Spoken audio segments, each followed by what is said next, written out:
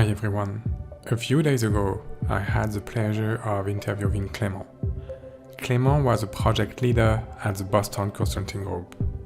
In this video, Clément shares his view on what makes BCG unique, the key skills you must have to land a job in consulting, and many more tips to successfully go through the hiring process. And it starts with Clément introducing himself. Sure. Well, thank you for having me. It's a pleasure. I mean, I've been in the shoes of many people who might watch this video, so always happy to give back.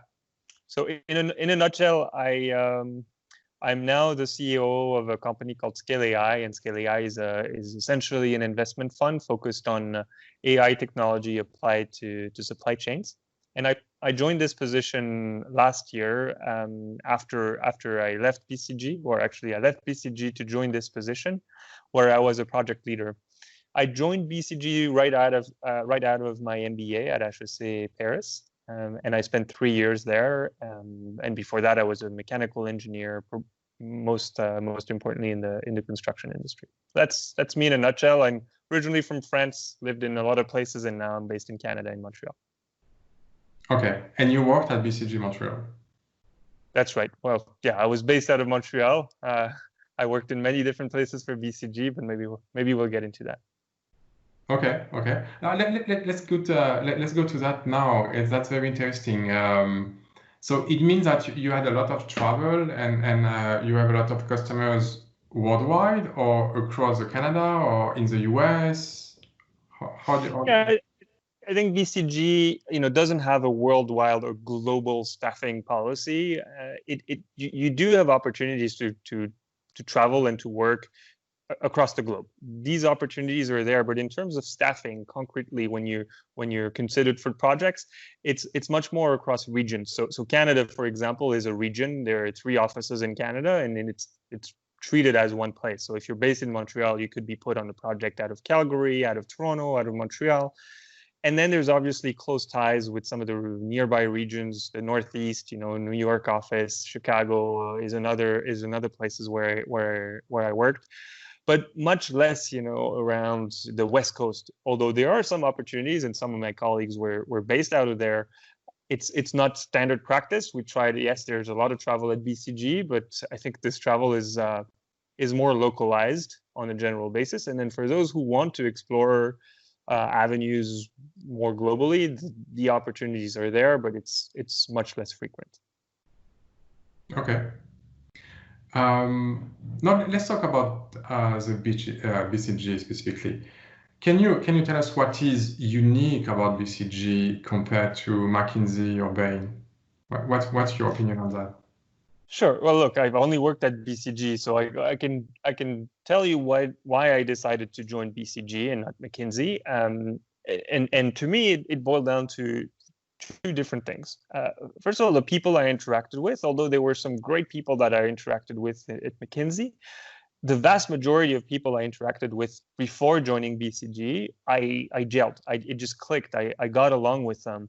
Whereas at McKinsey, there were some where the interactions were great, others not so great.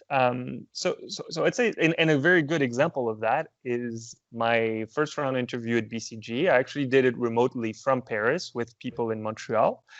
And I literally spent 2 hours cracking jokes with the interviewers and just having fun. And I just remember having such a good time. Whereas for McKinsey, I actually, flew over to Montreal to meet with them and be there. But it was just much colder. And it might just be with those 2 individuals. I'm not saying McKinsey is like that in general, but I would say that's the first point, really, is about the people you connect with, and not that one is better than the other. It's just different personalities. And I think the second one is much more around the culture. So once you get into the company, this is where you can experience some of those differences. And some of my friends were at McKinsey when I was at BCG. And I think there's some differences in how the organizations manage, how people are treated, or so I think that fundamentally, I think BCG really takes to heart the well-being of its people, and the balancing between work and life. I mean, that doesn't mean that at BCG you do 9 to 5 and that's it. You work your ass off at BCG, no questions. But I found that there was a genuine care from every strata of the organization around making sure that we made the job work for people and for their life and for their special circumstances. I mean, and the level of care is, goes from anything when you have, family emergencies. I've had partners offering to book me tickets on their, on booked out flights because of their status, but all the way to, on a weekly basis, there's structural programs to make sure that there's transparency around workload and making sure that people don't spin their wheels or don't overwork systematically. So good example of this is I saw it as a consultant, but I also saw it as a project leader when you become part of the management structure at BCG. And so every week we had a report that was sent to us to evaluate how many hours everyone was putting in the organization. And this is not to track who is not working. This is solely to track who is working too much, not to blame them or to say they're incompetent, but actually to identify, perhaps some individuals that are just staying quiet because they think that, if they're working too long, it's because they're incompetent or they're, it's actually to identify this and solve the issue at a management level to say, look, your team has a problem. Like, it's not normal that they're working so many hours. We need to fix this. And every 2 weeks, there was a triggered conversation with the team with anonymous surveys in order to make sure that the team had an outlet to say, hey, look, this isn't working. Like, the client is slamming us with all these requests. And then we're not getting slack from the management team. So fundamentally, I think that's a huge aspect of the culture at BCG. And my sense, and like I said, I didn't work at McKinsey, so I can't tell if what they have in place. But my sense is that they don't have the same structure in place.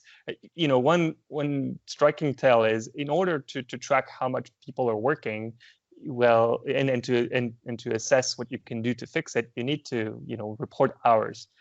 And so at BCG, every week you have to report your hours. It doesn't really matter from a billing perspective. It's really just to feed this machine. Whereas at McKinsey, at least when I was there, people don't track their hours. When I was telling my friends at McKinsey, yeah, I got to report my hours this week, they're like, what?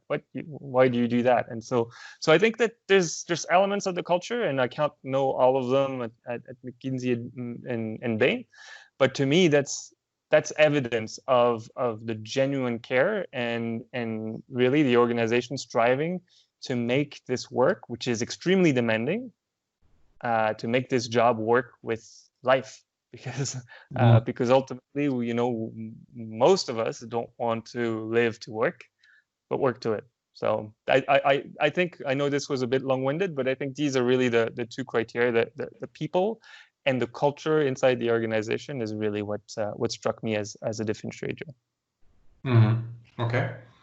And can you tell us what is a day in the life of a BCG consultant like?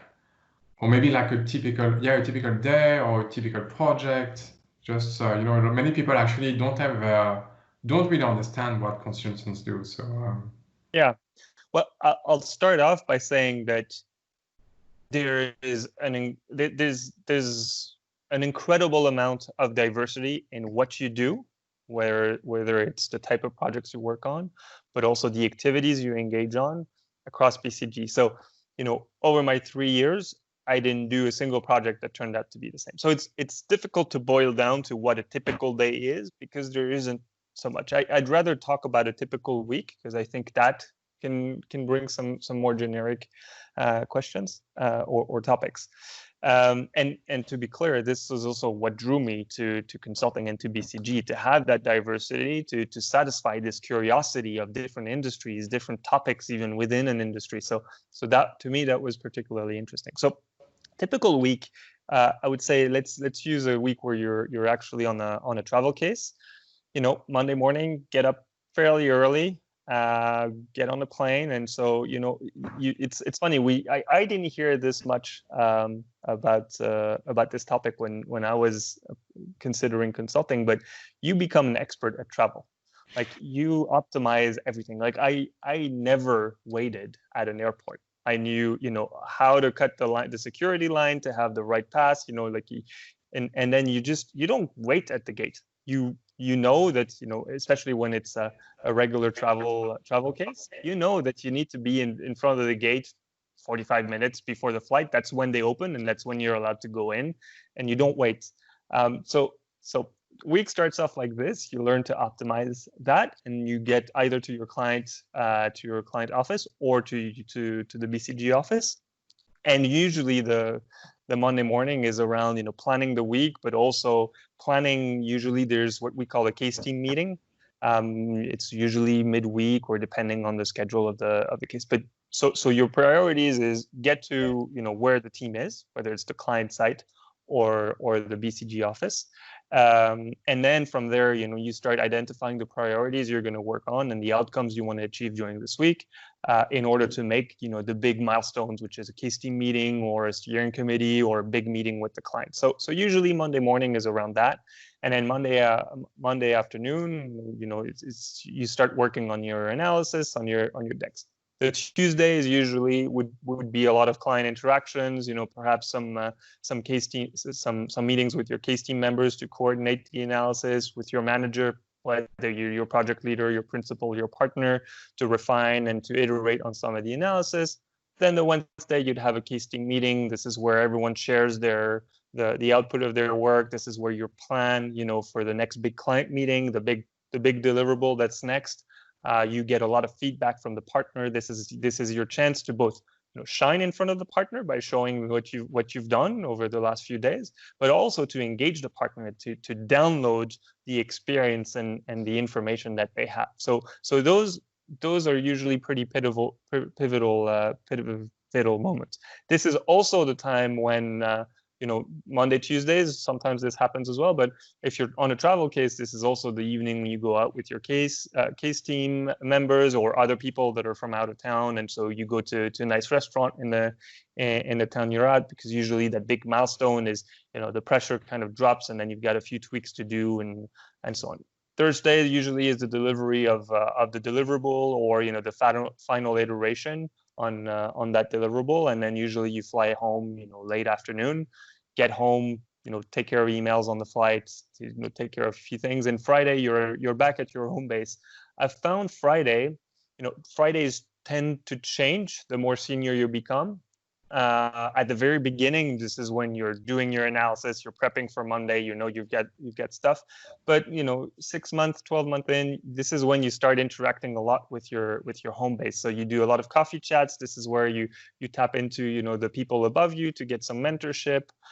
This is also where a lot of the recruitment activities happen, because everyone's there. A lot of the office activities happen, so office meetings, all of this. So Fridays, that after 6 to 12 months are less productive in the case context, but they're still very important parts of the BCG experience, because this is when you do a lot of your contribution to the office or to the region, whatever initiatives you're part of. So I think, like, this is a typical week, how it's structured, and I prefer to see it that way. You've got usually a pretty heavy, substantially front heavy week. Some big milestones halfway through, and then the end of the week is usually more connecting with your peers, running initiatives that are not necessarily your case.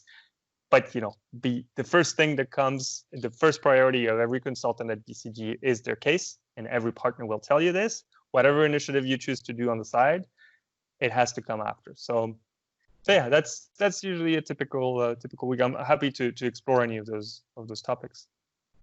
Yeah. Before that, do you have any time between two cases, between two projects? How does that work? So I hate this response, but it's a typical consultant response. It depends, and I've lived both. I've lived both when I was actually staffed on two projects that overlapping for 2 weeks, just because the one project team really wanted me on their case, and then I wasn't quite done with the other, so I started working because I also really wanted to be on that case. And I've worked where there's the case closes, and then you start on the next project the Monday. But I've also been on what we call the beach. So the beach is usually a time when you're not staffed, when you're available as a short-term resource for other case teams. And I've, as a project leader, I've relied on short-term resources quite a bit, because sometimes you have a bit of a spike, and in order to manage that spike and not put it on case team members, which are usually pretty heavily loaded to begin with, you call on extra help. So that happens quite a bit as well, and it's part of the model. Like you can't expect a consultant to be either on vacation, in training, or on the job. It's part of it. I'd say what happened in BCG Canada over the time I was there, this was a time of very high growth in Canada, and I can't mention specific figures, but it was 3 to 4 consecutive years of very high growth, and therefore there was a shortage of people, and so we imported people. That means we brought people from the US, from other regions, but it also meant less downtime for the teams. And so it's an expectation. The partners expect, they know that part of their business is you'll have some resources that sometimes have weeks that are easier, or they don't have much, but usually you're leveraged in different ways. And it's also a great opportunity during this time to connect with partners you might want to work with, or industries you want to work with, because you could help on proposals, and a partner will never say no to free help. So this is a good time for you for consultants to obviously to relax a little bit, but also to start building those relationships they think they need to continue on. You mentioned training. Can you tell us more about that? Many students actually are afraid of joining a consulting firm, and from day one being forced to be super productive, thinking like a consultant, even producing slides like consultants do. So can you tell us more about the training at BCG? Yeah, sure. I think there's 2 types of trainings. There's the official training, where you're off the job and you're shipped to an office with lots of other people, and you get training from a former instructor. And then there's on-the-job training, and I would say both are critical at BCG. But the first thing to understand is that BCG knows what they're doing. It's their business to take people who didn't necessarily do consulting before and then transform them into consultants. So the expectations is not that you do everything right on the first day on the job. The structure is there to allow you to ramp up very quickly. The expectation is that you learn quickly. It's not that you can do everything at the beginning. So when you start at BCG, you'll be shipped usually for a minimum of a week or 2 weeks or even 3 weeks, depending on your background, in order to build some of the typical or core skills that we have. And some of them even include slide design. But I would say, in terms of slide design and even an analysis, the most important training is what you get from your peers, because every case team is designed to be a balance between seniority of consultants, so people who've done this for a while, and people who are more junior, who haven't done this. So the idea is to match someone who's been here for 2 years and knows how to make slides, knows the shortcuts to do an analysis, with someone who's new on the job. And that's the most critical source of learning. If you join BCG and you don't ask questions to your peers every day or every hour, you're not leveraging a valuable resource that's there for your success. And so I think that training is sometimes overlooked, and people don't recognize that there will be this training, which is not formally given. But I've learned so much from even people that were sometimes 5-8 years younger than me, because they've just been working with this partner for almost 2 years, and they know what they expect. They know how to make the slide. So I think that's a huge part of the learning at BCG, and but it's also structured. and that's also one thing that attracted me to consulting and to BCG is, you're always going to be pushed to do something new, something that you're not comfortable with, and that's designed in the learning and development plans for each individual, but also in the way you interact with your management. You get feedback every 2 weeks from your project leader, or from your principal, or from your partner, and that helps you in that learning. So I think learning it's one of the big value proposition of BCG in terms of developing your career, and it's the core business of what we do. So there's no need to be afraid around not knowing how to do things. Okay, great. Can you tell us more about the hiring process at BCG, and what was the different steps you went through, and maybe how this hiring process is different from McKinsey, for instance? Yeah, I'm not sure I'm up to date on that process, because it was almost maybe even 5 years ago that I got into it. So I think there's a few. I think McKinsey might have some tests or some numerical tests you have to make. So don't quote me on this. But in terms of the actual interview process, BCG, I mean, I made connections with the office I wanted to join at BCG, and I made those connections a lot before I was in a position to apply. I think that helped a lot in making sure I understood what was important for the recruiting process. And so then it was basically 2 rounds. Out of MBAs, it's I'm trying to think. I did quite a bit of recruiting at BCG. I don't think there are instances where there's more than 2 rounds. At least not in Canada. It's possible elsewhere it's different, but yeah, it's usually 2 rounds.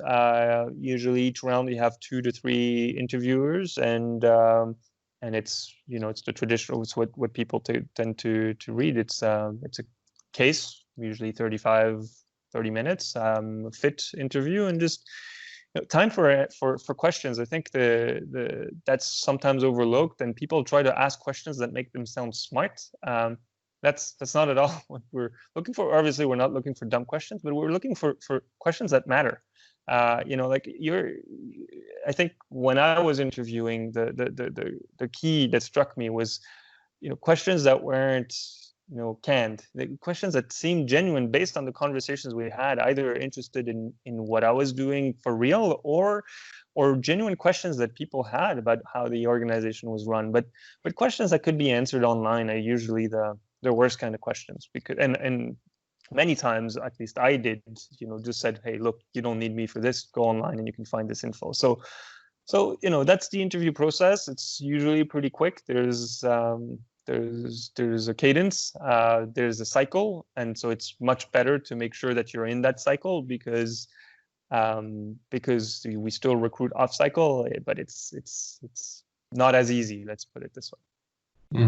Yeah. About the questions at the end of the interview, my point is ask questions. The worst case is not asking questions. I think it leaves a very bad impression at the end if you're not asking questions. Yeah. At least ask something around the person, and usually we introduce ourselves and what we've done. So just find an interest, and absolutely. If you don't ask questions, you don't care. So imagine you go into an interview and you're not asked any questions. What are you going to think? Yeah. So, is there any difference between the first and the second round?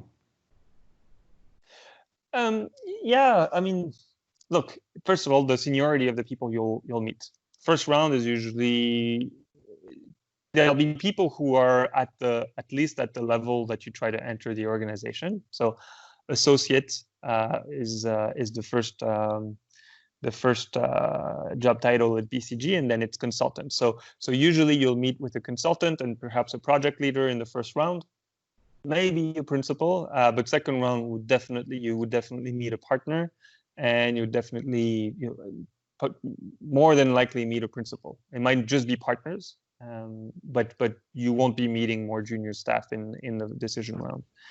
I think the difference because of this is also the types of conversations you'll have, especially the more senior people are, they tend to focus a bit less on the hardcore case. Like they'll run a case and they'll have fun. They've done this hundreds of times, so they are looking for someone who can go through the motion but also connect with them. And at this point, if the first round team recommends a candidate to move to decision round, we've done some of the basic checks, around intellectual horsepower in terms of case cracking ability. So a lot of partners, and I'm not saying all, but a lot of partners have their different spin, and they'll try to test you on in ways that are not necessarily done the first. I think the most important is just to try to connect with the human in front of you and not to be overwhelmed by what's happening. You're honestly just having a conversation and trying to solve a business topic and gain an interest. I think there's clear differences between the two rounds. Each have their purpose, and the teams communicate in between the two rounds. So what's said in one round is known and written in another. There's a lot of background work that goes into this. It's a critical part of the business. So trying to stay true to yourself, to your story across all rounds is your best bet. And do you have any tips how to excel during the decision round? How to connect with a partner and with the principal? This is a very difficult one because every partner is different, and partners have been in the organization for probably a minimum of 10 years. So they have their own ways, and I think the best tip is to try to relax. And I know this was a very difficult challenge for me. I was kind of overwhelmed by this was the job I wanted. I wanted to work at BCG in Montreal. This was what I wanted. And so it's tough because you don't have many chances, but it's also trying to relax and to say, look, this is one opportunity. There are others, and just to not be petrified by this. I think when you're more natural, when you're confident, not arrogant, this is when people get impressed, because ultimately a partner is also testing, can I put this young woman or man in front of a CEO of one of the largest organizations, or even not even a CEO, but a high-ranking executive? Can I trust that this person's not going to break down or screw up? And if you're petrified by the stress and unable to speak or to interact and to create a connection, then that makes that decision a lot harder for the partner. But so I'd say that's it. And it's difficult. It's not. There's no magic solution I can provide. But trying to work on yourself and to prepare yourself to just be more relaxed, I think is the key. Mm-hmm. Yeah. I have two. For me, based on my experience, I have two tips for that situation. One, preparation is key. You must be confident that you did what you had to do before. So now that you are here, you must be confident. And the second tip I give to my students is think of the present. Because otherwise, if you think of the future, like, yeah, that's the office I want, that's the job I want, yeah, you can be very, very stressed. So just focus on the present and the conversation you have. That's a key mental hack to actually not being stressed. Absolutely.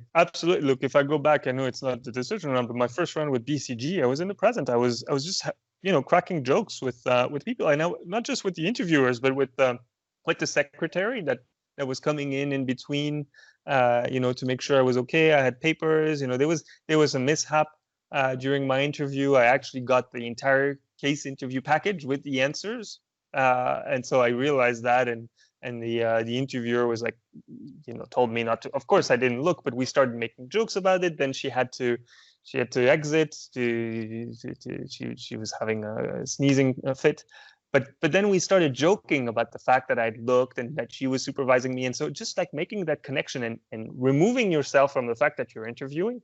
I mean, look, I exited that first round, and like each of the interviewers told me, look, don't worry, like. So it's all right. Like we have to talk about ourselves, but don't worry. So if you're able to create that level of connection, it's a huge win. What I always said to people I help prep for interviews is, look, you cannot, like you can't You can't go through the interview if the fit goes badly.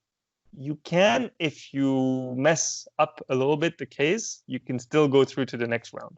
You'll have to ace the next case. There are no questions asked. But if you fail the fit, doesn't matter what you did on the case. So focusing on connecting with the individual is really key. Yeah, I remember you were super good with like making jokes during a case interview or fit interview. Like, you were super good to connect with the interviewer. You were one of the top candidates for that. I would like not to focus on the case interview, and I think I have a very difficult question for you. So in your opinion, what are the 3 most important skills a candidate must master to prepare for case interviews, to be good at case interviews?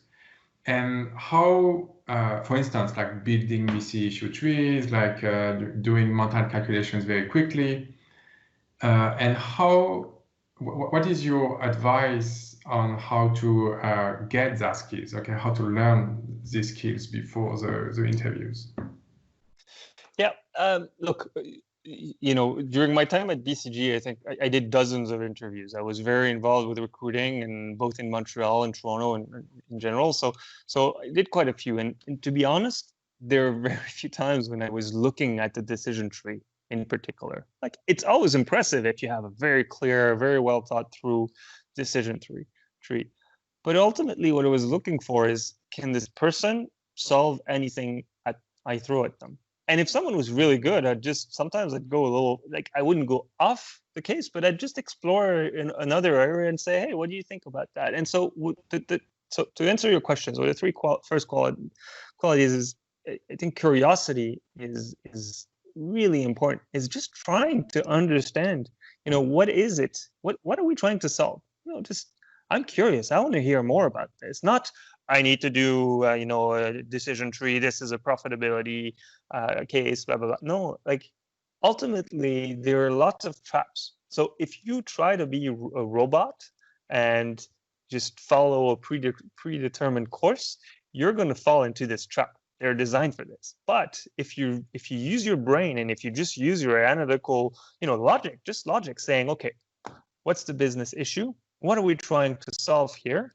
And then engaging with the person. So that curiosity is really key. The second, you mentioned mental math.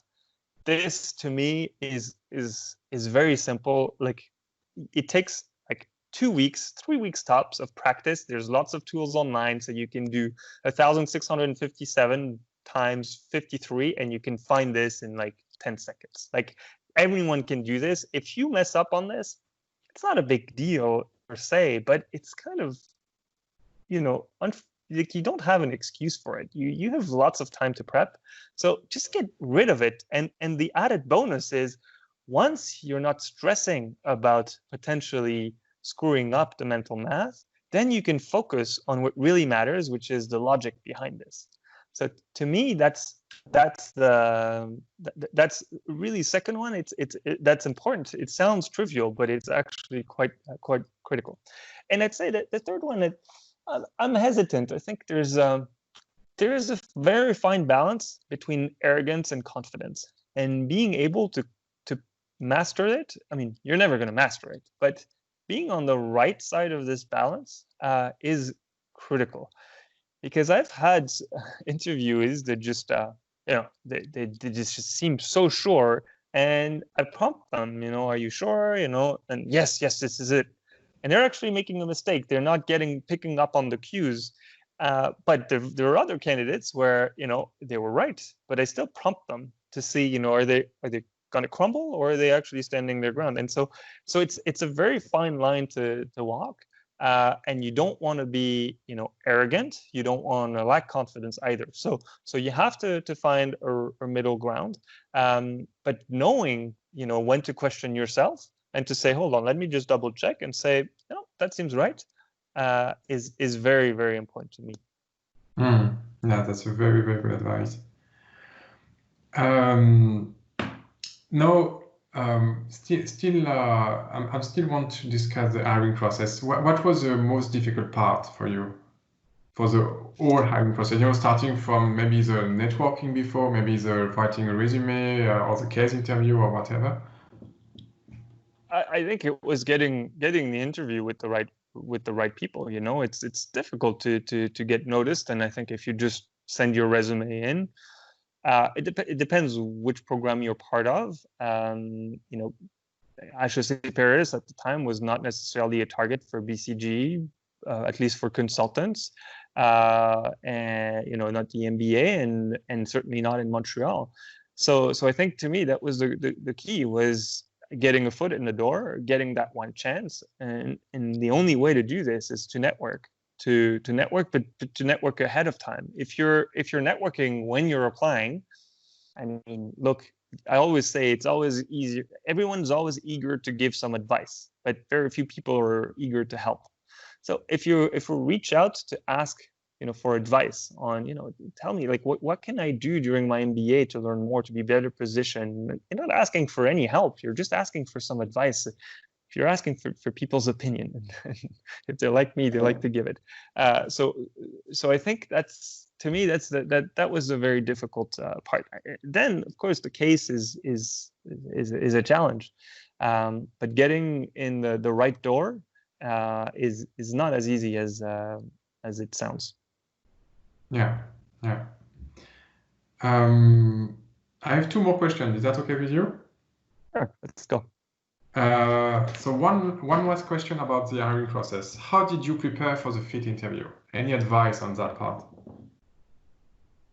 Yeah, I think you need to be clear about why you want to go into consulting, why you want to go into that specific company. What, beyond, it's a great company, I've heard great things, like really understanding what makes that their company different. For example, in Montreal, when I visited, this was a fairly new office. It was a couple of years old, and everyone had told me, the vibe is very entrepreneurial. Everyone is here to build something, wants to launch something, wants to go after new clients, and that appealed to me. And and being able to say this, I don't want to just join BCG, because if I joined BCG in Paris, this would be a completely different story, completely different vibe.